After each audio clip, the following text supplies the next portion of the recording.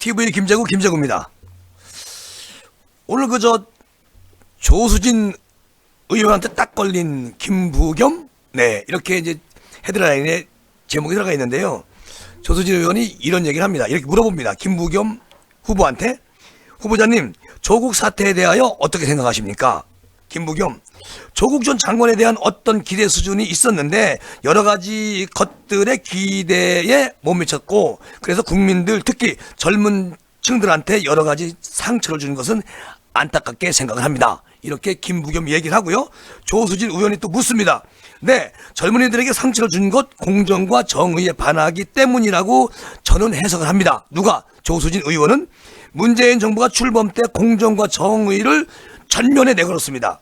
그러나 문재인 정부의 가치가 흔들리고 의심을 산 것, 바로 조국 사태가 계기였죠. 그래서 조국 사태가 문재인 정권의 일종의 변환점이라고 지적하는 분들도 많이 있는데요. 김부겸 후보자는 소신에 찬 정치인이라고 저는 늘 평가해왔습니다만, 누가? 조수진이가 조국 사태에 대하여 굉장히 다른 상반된 그런 논리를 김부겸 후보가 보여줬거든요. 우선 지난해 총선 전에 이렇게 얘기를 했습니다. 대통령이 조국 전 장관을 감싸서 국민에게 상처를 줬다. 그런데 5개월 뒤에 더불어민주당 당대표 선거에서는 아무 말도 못하고 그냥 고초를 조국 전 장관이 당했다. 이렇게 말을 바꿔요. 검언 유착은 오래된 적폐다. 이렇게 말씀하시면서 민심과 당심의 괴리가 이렇게 클까 하는 생각이 드는데, 그렇다면 더불어민주당은 대단히 건강하지 못한 정당이라고 얘기가 되는 거거든요. 자, 후보자는 조국 전 장관에 대하여 어떤 소신을 가지고 있습니까? 자, 김부겸, 저 의원님, 그 뒷부분 말이죠. 제가 전당대회 당대표 출마해서 저런 말을 한 사실이 있습니다. 그 부분은 의원님도 충분히 짐작하시다시피 아무래도 당의 주요 당직자들 그리고 지지자들을 상대로 또 거기에 말하자면 메시지를 내야 하기 때문에 저렇게 말씀을 드렸던 것 같습니다. 그러나 핵심은요, 의원님, 검찰이 하는 행위는 누가 지적을 하겠습니까?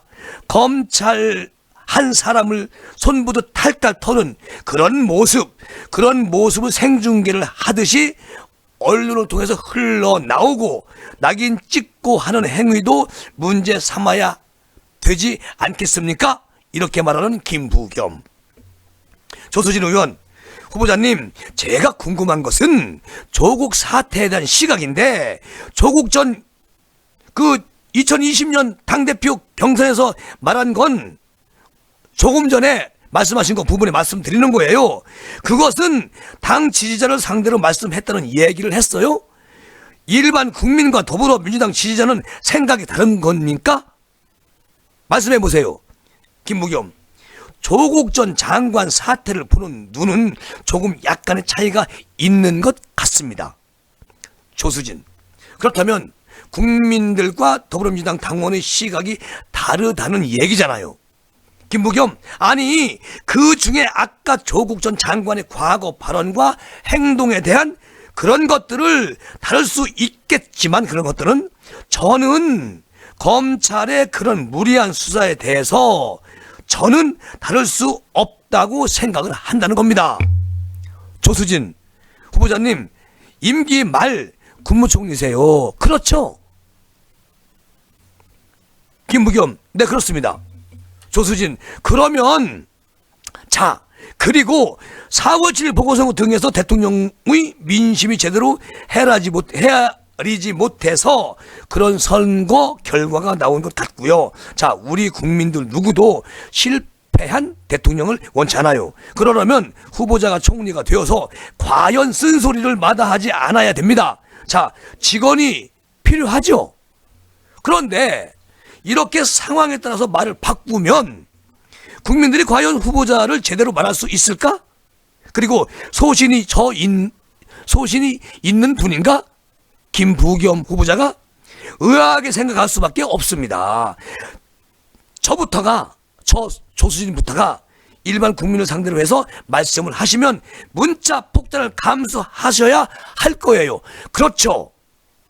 후보님, 김부겸, 지금은 제가 정부에 나와 있으니까 그 점에서는 한 발 비켜 있다고 보여집니다마는 조수진, 네, 그러니까 문자 폭탄 감수하고라도 쓴소리를 하셔야죠. 그렇죠. 물음표. 김부겸, 이제 이제 정부에 가게 되면요, 그건 역시 국민의 삶, 국민의 눈높이가 우선이 돼야 되겠죠. 제가 잠깐 좀 버벅거렸습니다. 조수진, 국민의 눈높이가 우선이 돼야 되겠죠. 그렇잖아요. 이 문자폭탄 민주주의에 역행하는 전체주의로 가자는 것 아닙니까? 네?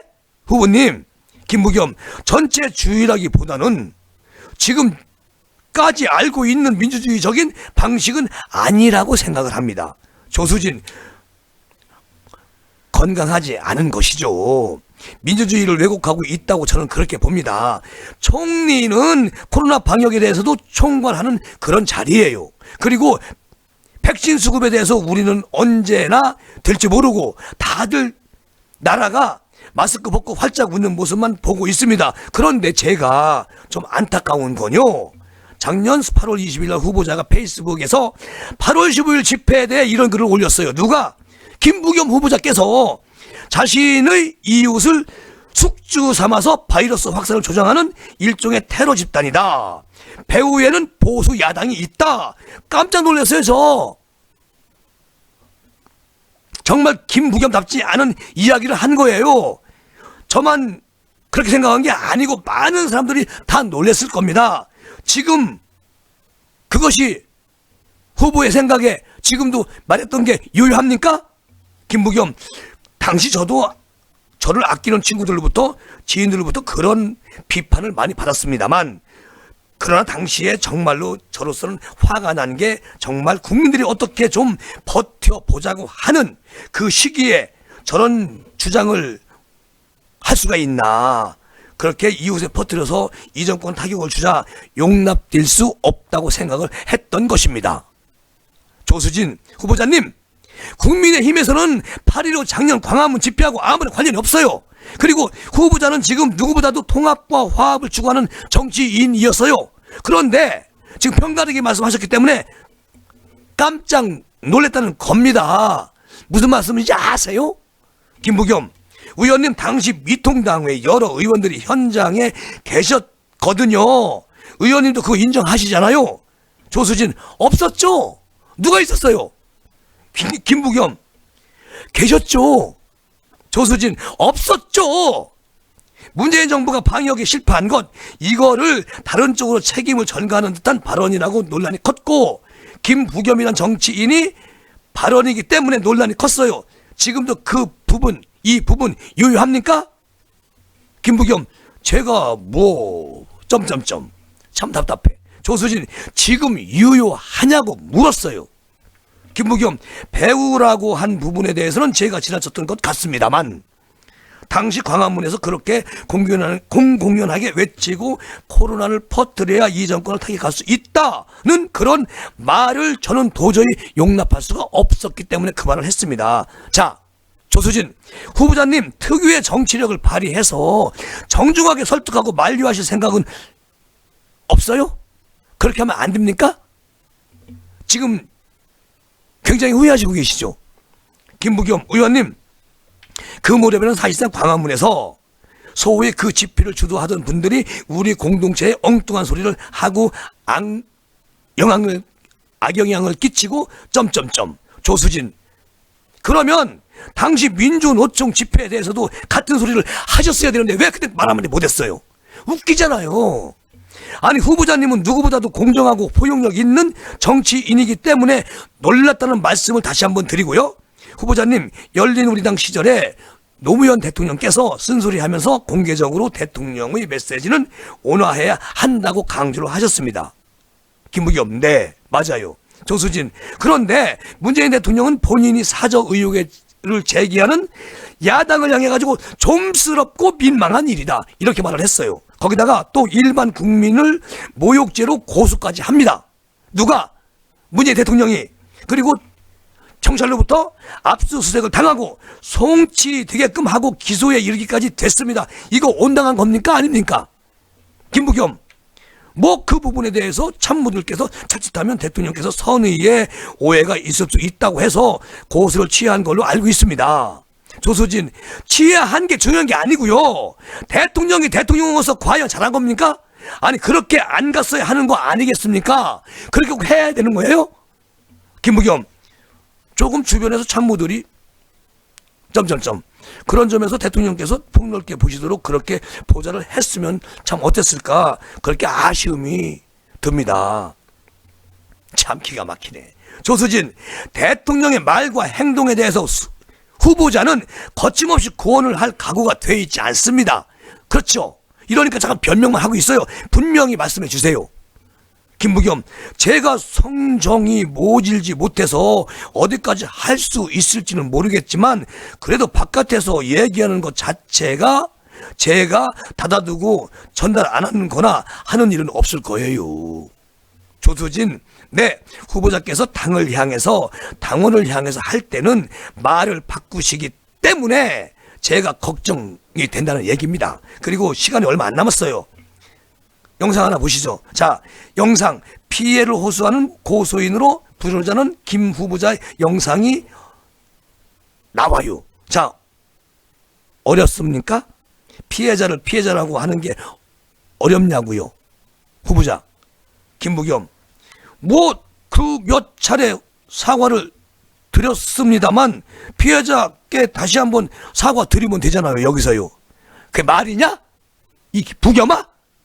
총리 후보가 정신 나갔어. 김재구 얘기입니다. 자, 조수진, 왜 피해를 보고 피해를 호소하는 고소인이라고 해야 된다고 하셨습니까? 김부겸, 당신은 아직 저희 당에서 박원순 시장의 갑작스러운 참 그런 죽음에 대해서 아직까지 입장 정리를 못했을 상황이고요. 그래서 저로서도 조수진, 권력형 성폭행에 대한 피해자를 피해자로 인정하기가 그렇게 어려우냐는 말을 묻고 있는 겁니다. 지금 김부겸, 그 무렵까지는 박 시장 죽음에 대해서 아직까지 내용이 밝혀지지 전이었습니다. 그 박원순 시장이 인권위원회에서 아이고 참 조수진, 올 1월 법원 판결을 말하는 겁니다. 김부겸, 피해자한테 거듭 사과드리고요. 앞으로 성인지 감수성이 많이 부족했다는 그런 지적을 압도해서 받아들이겠습니다. 의원님, 그건 내가 미안해요. 웃기고 있네. 조수진 후보자님, 올 1월 법원이 박원순 전 서울시장의 성추행을 인정했을 때 그때 사과를 했어야지요. 그때 사과했다고 생각하십니까? 뭐예요? 김부겸, 눈만 멀뚱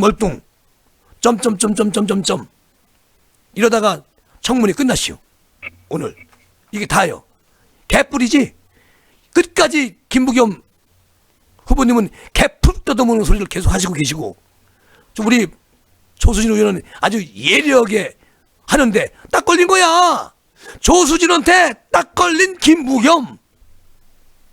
이래가 총리해가지고 어떻게 나라를 잘 관리할 수 있겠나 모르겠네. 아이고 참. 여기서 마무리할게요. 감사합니다 여러분. 고맙습니다.